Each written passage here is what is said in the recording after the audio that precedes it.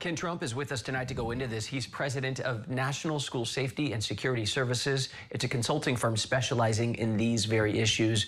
It's good to see you, Ken. Is an armed officer needed in every single American school for kids to be safe? Good to be with you again. The vast majority of schools do not have armed officers. Those that do tend to be at the high school, middle school, junior high school level.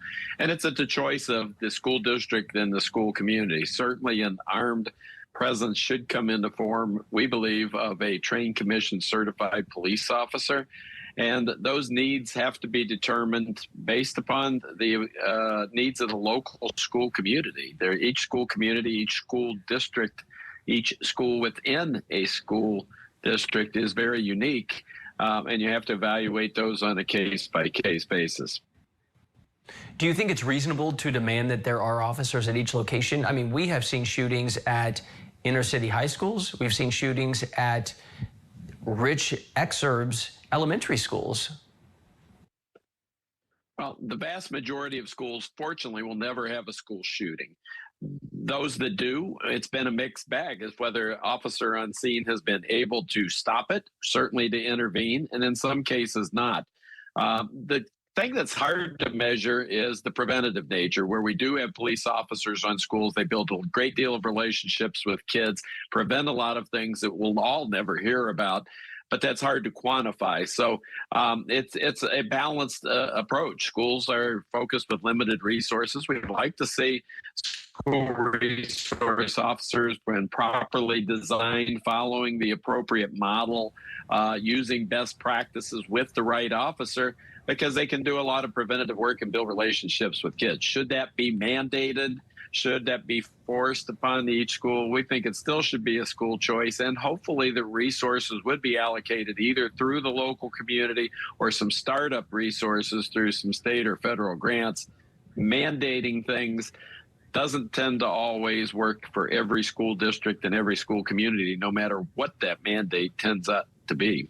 And when it comes to safety and wellness, do you think that's the right setup for grants? Because in education, I'm thinking, we know good nutrition can lead to students having better academic outcomes, but you don't see the cafeteria and the teachers competing for one pot of funds.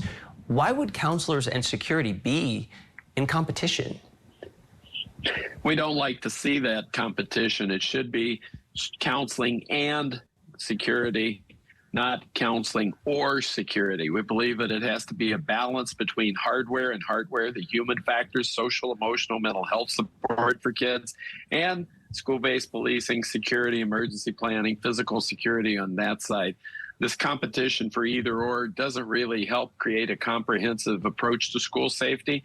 And schools can't live on a grant-funded luxury when it comes to safety. We're going to have to see, how do we incorporate this into ongoing operating budgets, where school safety is considered a line item in the budget, just as you do custodial, school secretaries, teachers, and other expenses for running schools.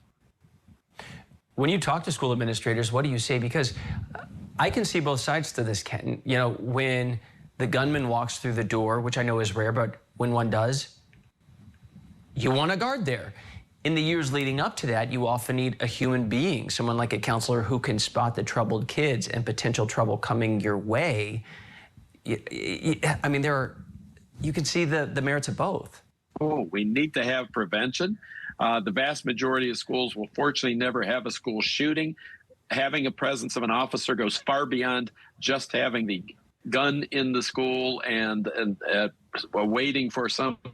Unfortunately, will most likely never occur in most schools.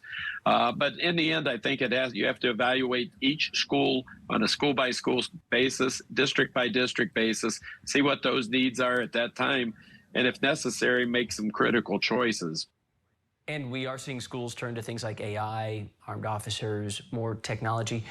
Do the old school technology measures, things like metal detectors that we used to see, do those not work?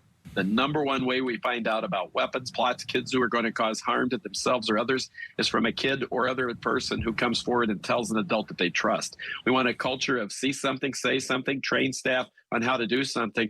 And a lot of the bells and whistles come down to the devil of details of implementation. It's not just putting a machine in the hallway. It takes people to run those 24/7. And artificial intelligence is in its infancy. We're already seeing some glitches. So we want to focus on those fundamentals that we know work, focus on the best practices with school security and emergency planning and prevention. And let's get the fundamentals straight and past kindergarten before we start to pursue PhD solutions that still aren't all proven and aren't all effective in the devils of the details of implementation. Ken Trump, this is so high stakes. It is so critical. I know you deal with it every day. Thank you very much. Good to be with you again.